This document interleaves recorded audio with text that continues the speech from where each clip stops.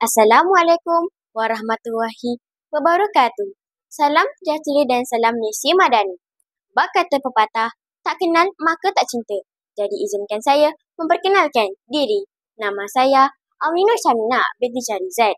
Umur saya 12 tahun. Saya belajar di SK LKTP Keratong 8 yang terletak di daerah Rompin, Pahang. Kod sekolah saya ialah CBA 8024. Hampir semua orang mempunyai hobi masing-masing. Hobi saya ialah membaca buku. Cita-cita saya ingin menjadi seorang guru.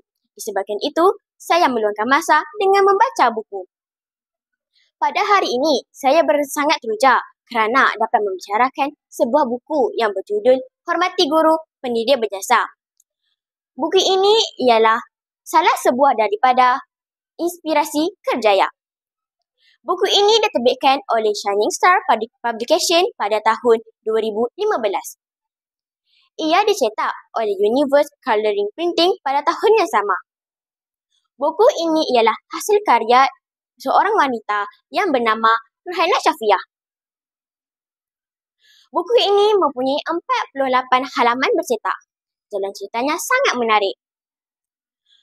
Buku ini mengisahkan seorang murid yang bernama Wafi, seorang murid yang pintar dan bertanggungjawab serta ibunya Puan Rosnah. Wafi berazam untuk belajar bersungguh-sungguh dan juga mematuhi peraturan di sekolah.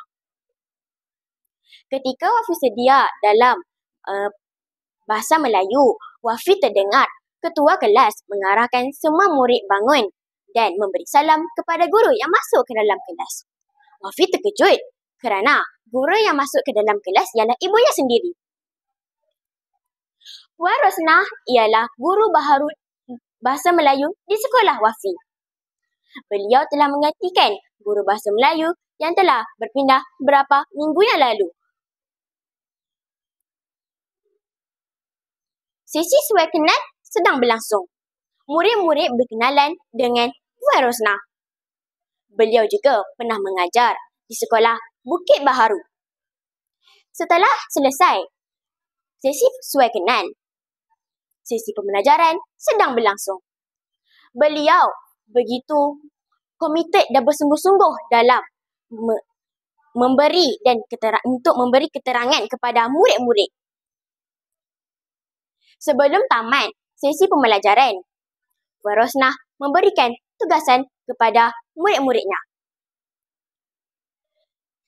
Beliau juga berpesan jika ada mana-mana murid yang ingin bertanyakan tentang topik-topik yang dipelajari, boleh berjumpa di bilik guru.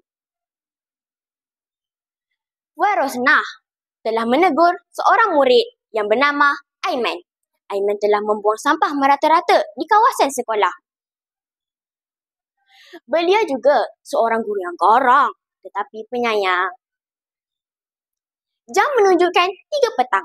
Wafi gelisah kerana dia tidak dapat menyelesaikan kerja sekolah matematiknya. Beliau bertanya kepada ibunya, adakah boleh membantu untuk menyelesaikan masalah dia?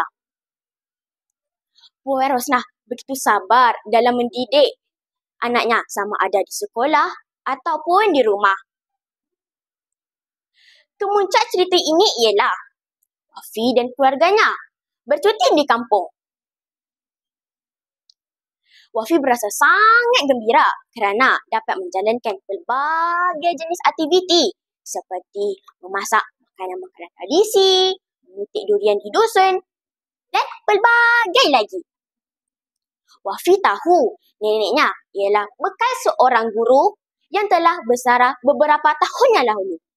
Hal ini diketahui apabila seorang bekas murid menziarahi neneknya sendiri.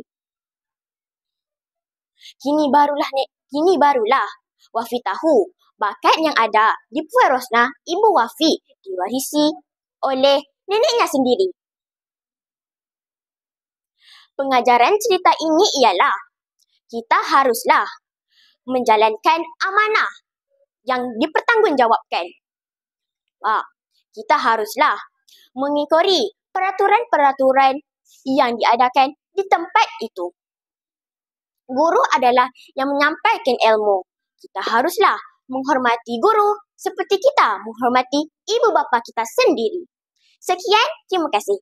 Assalamualaikum warahmatullahi wabarakatuh.